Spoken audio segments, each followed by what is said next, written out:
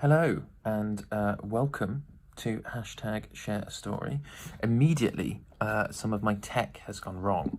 So there we go. Hello and welcome to hashtag.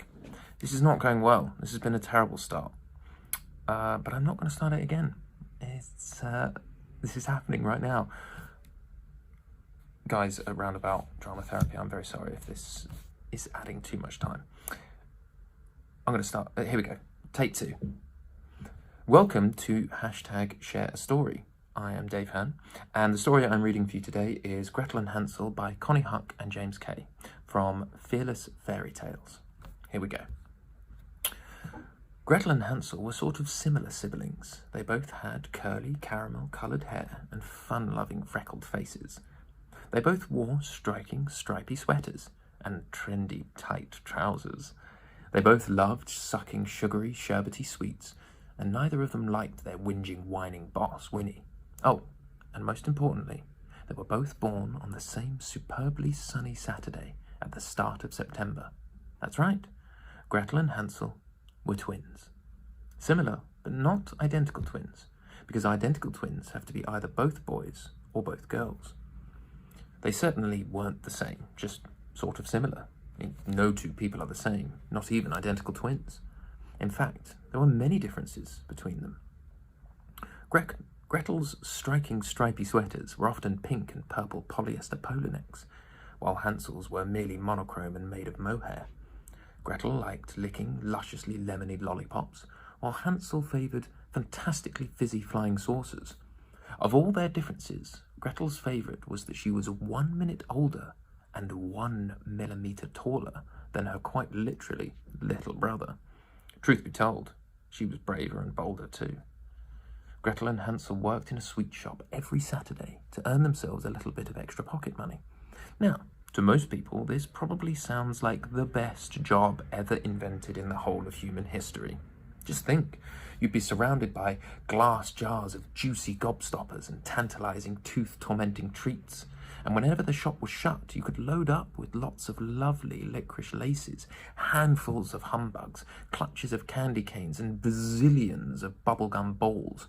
Not to mention batches of beautiful buttery butterscotch, massively minty mints, mouth-watering marzipan, and marvellously mushy marshmallows.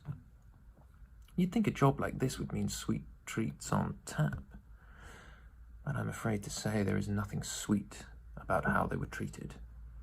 Gretel and Hansel's boss, Winnie, was a withered woman with a terse tongue and a broken brown broom that she used to jab them whenever they weren't working hard enough. Worse still, they weren't allowed to eat any of the sweets, ever. Not even the ones that were at the end of their sell-by dates.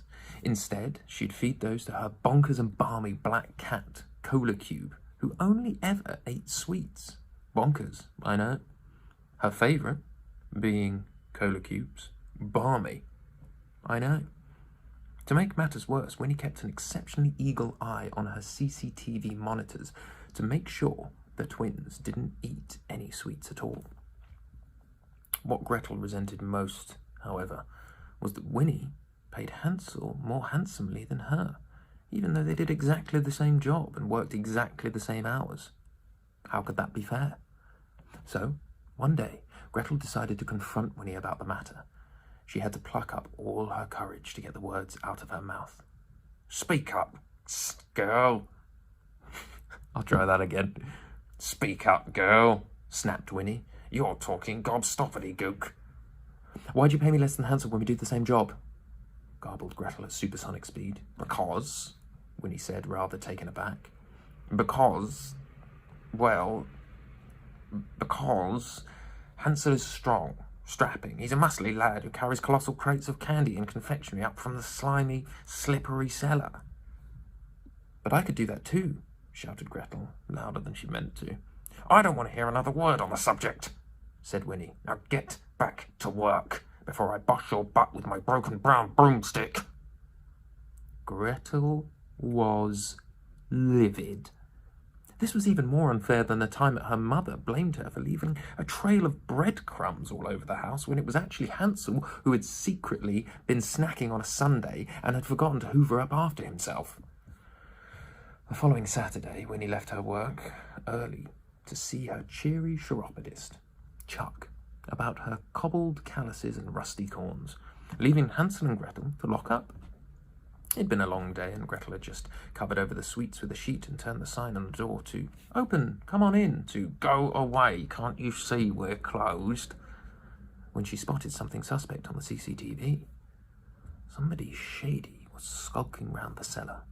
The figure was wearing a striking stripy sweater in a monochromatic material, so at first Gretel thought it might be Hansel. But it simply couldn't be, because Hansel was meticulously mopping up crushed candy canes and broken banoffee brittle from the sugary sweet shop floor.